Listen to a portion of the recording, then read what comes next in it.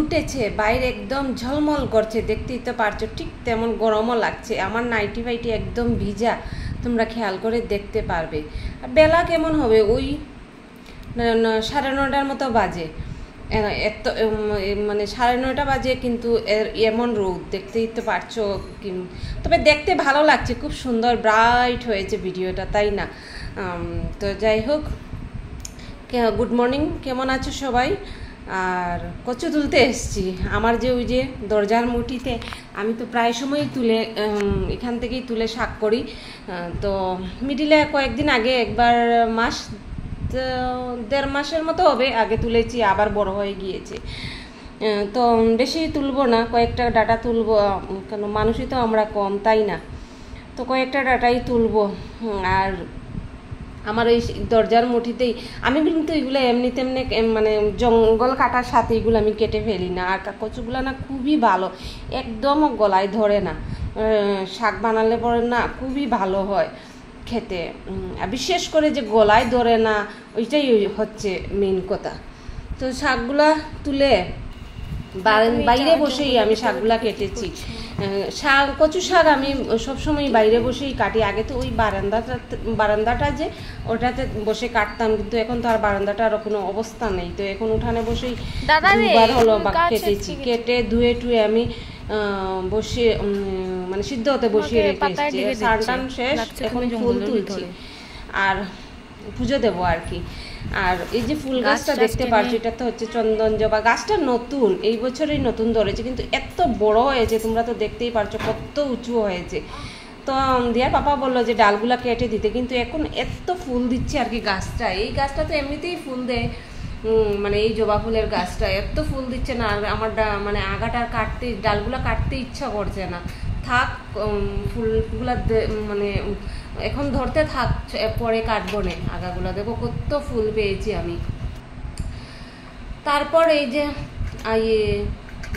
মানে যে থানকুনি পাতা, মনেও করতে পারছি না, থানকুনি পাতা তুলছি। শাশুড়ি মায়ের একটু পেটে ধরেছে, তো বললেন যে থানকুনি পাতা মানে একটু বাটা করে দিতে আর কি। তো আমি শুধু থানকুনি পাতাই তুলছি। আর ওইটাও আমার ঠিক সব মানে দুয়ারের মুঠিতেই, এই তো জায়গাও নেই, কি করব, 2 হাত আর 5 হাত জায়গা, ওইখানেই ধনিয়া পাতাটা তাও দেখতে পারছো তোমরা। ওই তারপর ওই যে স্টিলের গামলাটা দেখতে পাচ্ছ, ওইটাতেও অনেকটা আমি মানে থানকুনি পাতা লাগিয়েছি। আর পিছন দিকে দেখো আমার দরজা, ওই আমার দুয়ারের মুঠিতেই জায়গা। জানো বন্ধুরা, আমার কিন্তু খুব ইচ্ছা, আমার মানে বাগান করার খুবই শখ, খুব শখ। আর আজকে থেকে না, যেদিন থেকে আমার যে মানে হুশ এসেছে আর কি, মানে বুঝের হয়েছে, সেই দিন থেকে আমার বাগানের খুব শখ।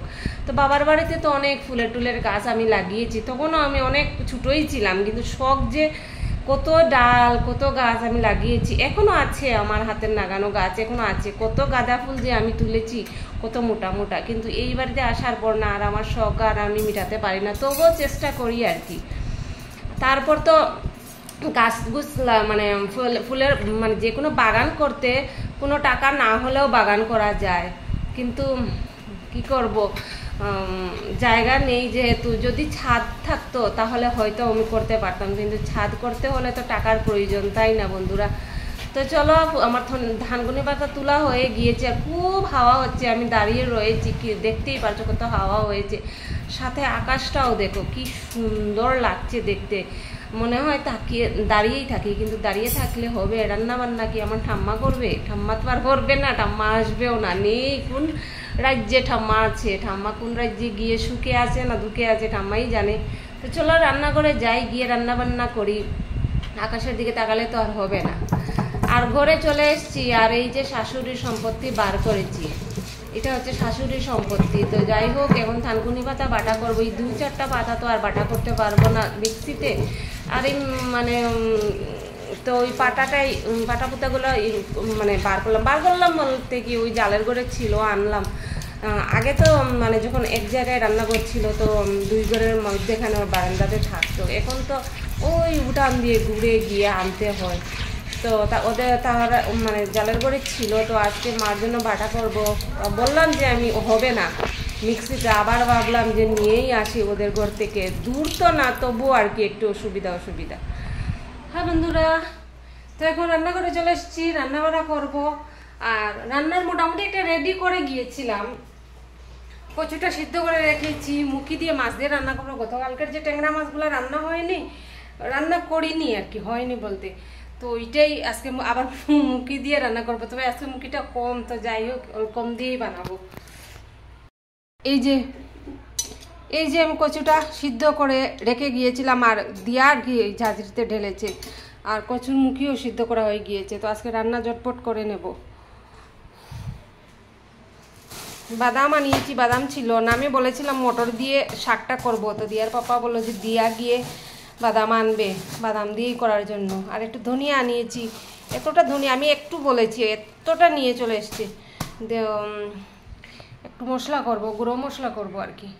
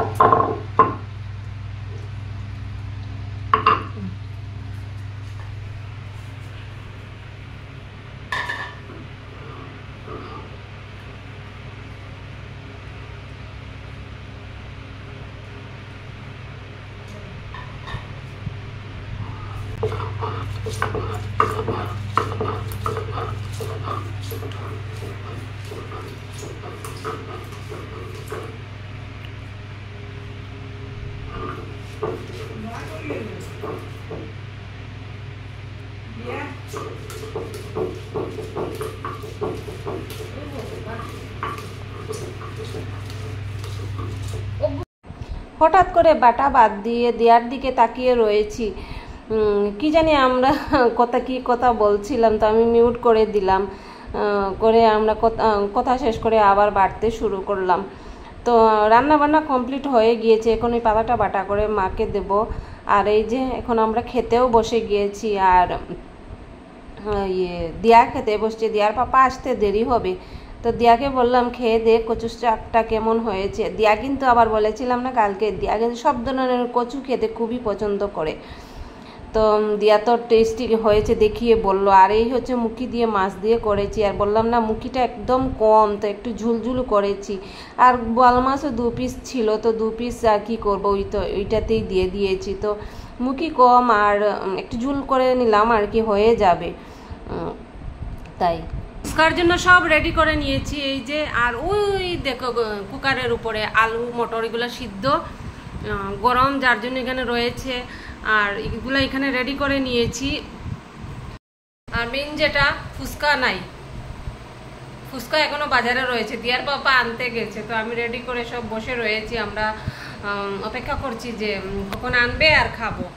তো দিয়া খাবে না, দিয়া খাবে, নিজের জন্য মোমো আনাচ্ছে, তাই তো, ঝালু পাড়ার মোমো। দিয়া ফুচকা খাবে না, একটাও খাবে না, টেস্টও করবে না, তাই তো না বাবা? আমার বাইরের বাইরে আমার ফুচকা খেতে একদমও ভালো লাগে না, যে গ্লাভস টাভস না পরে তোমরা বলবে এইটা আবার কি ধরনের আজব কথা।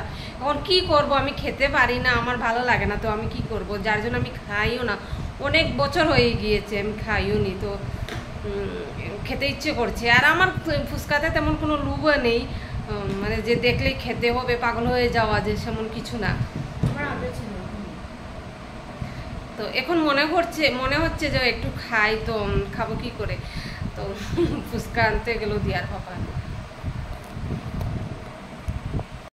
দিয়ার পাপা ফুচকা নিয়ে চলে এসছে, আর আমি মোটামুটি সব রেডিও করে নিয়েছিলাম। আর দিয়ার জন্য তো বললাম মোমো, দিয়া বললো মোমো খাবে, তো দিয়ার জন্য ঝালু পাড়ার মোমো নিয়ে এসছি। আর মোমো না 2 প্লেট এনেছিল, কিন্তু অনেকটা দিয়েছে, দিয়া তো একা খাবে, তো অনেকটা মোমো দিয়েছে। তো মোমো মানে যার দোকান থেকে এনেছে ওই দোকান থেকে মানে আজকে প্রথম আনা হয়েছে, তো দিয়া একটা করে বার করছিল, আমি একদম বার করে দিয়ে দিলাম। আর সেই মোমো আমরা টেস্ট করেছি, আর ফুচকাও আমরা টেস্ট করেছে। তো ফুচকাটা না কি হয়েছে, মশলা জল ছাড়া শুধুই ফুচকা এনেছে, কিন্তু কোনো দাম কম বা একটু বাড়িয়ে যে 1-2টা বাড়িয়ে দেবে সেই না, যেমন ফুচকার দাম হয় তেমন ওই ফুচকাগুলোই মানে 40 টাকার নিয়েছে। তো যাই হোক, আর আমি আবার ওই পাপড়ের ফুচকাগুলো খেতে পারি না, ওইগুলো না আমার তালুতে মানে ছাল উঠে যায় আর কি, তাই আমি খেতে পারি না, তো ওই ফুচকাগুলাই আনিয়েছি। আর ঘরে বানাতে গেলে অনেক ঝামেলা, তো আমি ফুচকাগুলা কিনে আনিয়ে নিলাম, আর জল আর মশলাটা নিজে করে নিলাম। আর নিজে করে মানে নিজের মন মতো করে খেতে আলাদাই একটা টেস্ট হয় আর কি। আর জানি না, আমার বাইরের থেকে আমি মনে হয় আমি নিজে যেটা করি এটাই বেশি টেস্টি হয় আর কি। মশলাটার কথা বলছি, আর জলটার কথাও বলছি। আর এমনিতে তো আমি বাইরে গিয়ে খাই না, ওই যে বললাম, তো কী করবো, যেটা পারি না তো আর কি করব, সম্ভব না, তো ফুচকাটাই আনিয়ে নিয়েছি। তো চলো বন্ধুরা, এখন ফুচকাগুলো আর খাই, কতক্ষণ আর বসে থাকবো, ঠিক আছে, জিহ্বার জল তো আর কন্ট্রোল হচ্ছে না, স্বাভাবিক। তো চলো বাই বন্ধুরা, গুড নাইট।